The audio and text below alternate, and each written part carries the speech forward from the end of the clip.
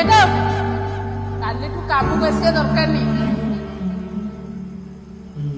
ଆପଣଙ୍କ ମାଙ୍କର କଣ୍ଡିସନ ବହୁତ କ୍ରିଟିକାଲ ଅଛି ଇମିଡିଏଟ ଅପରେସନ କରିବାକୁ ପଡ଼ିବ ସୋ କାଇଣ୍ଡଲି ଡିପୋଜିଟ୍ 3,85,000 ଇମିଡିଏଟଲି ମାଆକୁ ମରୁଥିବାର ମୁଁ ଦେଖିପାରିବିନି କି ବଞ୍ଚେଇବା ପାଇଁ ବି ମୋ ପାଖରେ କିଛି ବି ନାହିଁ।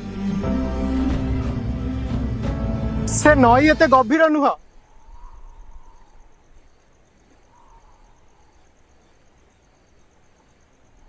ମୃତ୍ୟୁ ସବୁ ସମସ୍ୟାର ସମାଧାନ ନୁହେଁ।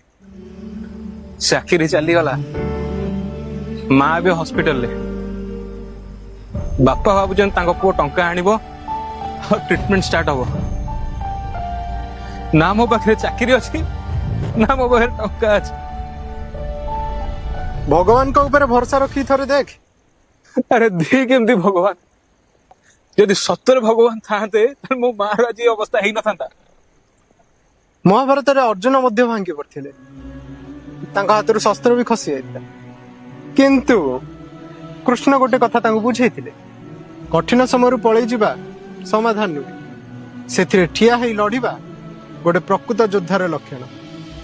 ଯେତେବେଳେ ମଣିଷ ପାଖରେ କିଛି ବାଟ ନଥାଏ ନା, ତା ପାଖରେ ଦୁଇଟି ଜିନିଷ ବାକି ଥାଏ, ନିଶ୍ୱାସ ଆଉ ଆଶା। ଯେପର୍ଯ୍ୟନ୍ତ ଏଇ ଦୁଇଟି ମଧ୍ୟରୁ ଗୋଟେ ବି ବଞ୍ଚିଛି ନା, ସେ ପର୍ଯ୍ୟନ୍ତ କାହାଣୀ ଶେଷ ହୋଇନାହିଁ। ଉଠା ଉଠା ଫୋନ ଉଠା। କେବେ କେବେ ସାହାଯ୍ୟ ସେଠାରୁ ଆସିଥାଏ ଯୋଉଠାରୁ ଆମେ ଦେଖିବା ବନ୍ଦ କରିଦେଇଥାଉ।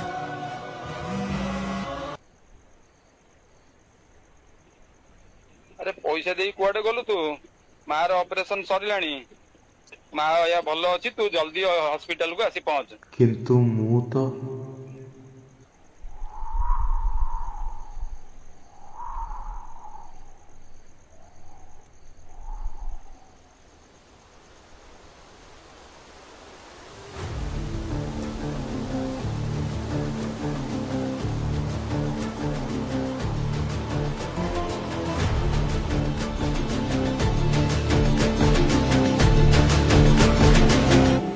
Madani gane